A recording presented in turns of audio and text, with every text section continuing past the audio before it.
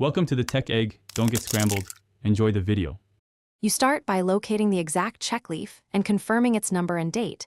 This prevents mistakes. Next, get your account number, the written amount, and payee name so you can reference them precisely when you contact the bank. You should also have your ID and debit card nearby for verification. Once done, log into online banking or call the bank. Begin the cancellation immediately to maximize chances of stopping payment before the check clears.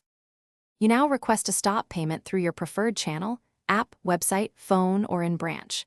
When prompted, give the exact account number, check number, date, amount, and payee. Accuracy matters because banks match details tightly.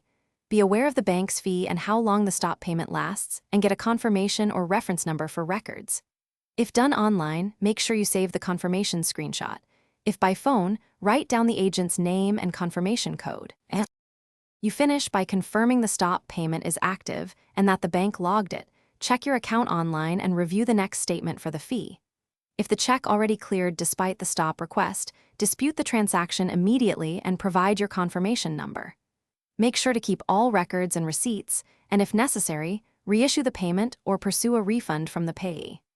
One troubleshooting tip: if the payee deposits a copy or image, escalate to a bank supervisor. Thanks for watching. Consider subscribing if I helped unscramble your problems.